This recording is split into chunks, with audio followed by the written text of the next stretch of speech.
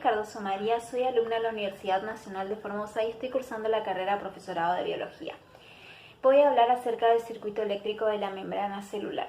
El relacionar la física con la biología nos lleva a pensar en la biofísica. La bioelectricidad es la rama de la biofísica encargada del estudio de los fenómenos eléctricos, electromagnéticos y electroquímicos de los seres vivos. Nuestro cuerpo genera electricidad a partir de las actividades químicas que ocurren dentro nuestro.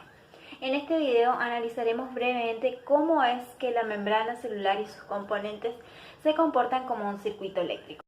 Como hemos visto en clases anteriores, un circuito eléctrico está compuesto por una batería, que es la que aporta la energía, una resistencia, que es el que dificulta el paso de los electrones y produce un sinfín de fenómenos como luz, calor, etc., un capacitor, que está compuesto de dos placas en donde se almacenan las cargas, y los cables que los unen. Esto simbólicamente quedaría representado así.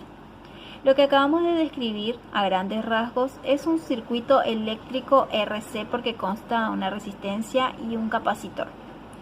Ahora trataremos de analizar estos componentes en una célula excitable. Empezaremos con la batería.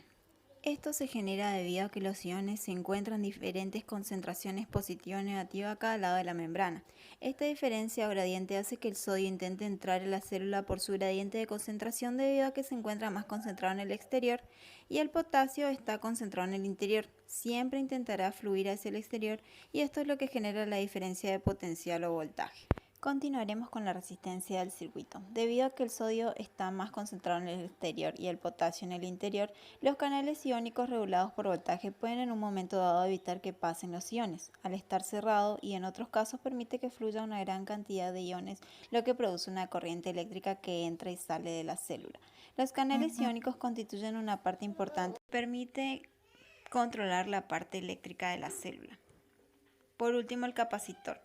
La membrana celular es una bicapa lipídica, la cual podemos decir que está compuesta por dos capas unidas. A su vez, las cabezas lipídicas en contacto con los líquidos intra y extracelular son altamente conductores. Las proteínas, al ser muy grandes, no pueden salir de la célula, por lo que sus cargas negativas no pueden moverse libremente. Esto ocasiona que las cargas se distribuyan alrededor de ambas placas, teniendo así cargas de signos opuestos que están separadas por un centro lipídico que funciona como aislante de corriente eléctrica. Y al distribuirse, las cargas funcionan como un almacenador, formando así un capacitor. De esta forma podemos identificar a cada uno de los componentes del circuito. Los gradientes de concentración y los potenciales de equilibrio de los diferentes iones representan a la batería.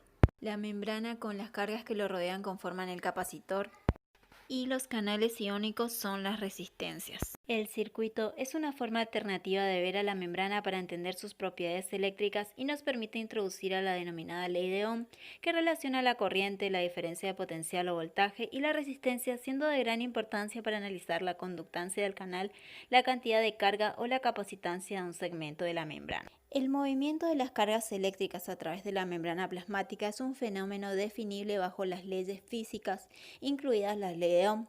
El principio fundamental que permite que el fenómeno de la excitabilidad es la distribución desequilibrada de cargas de un lado a otro de la membrana.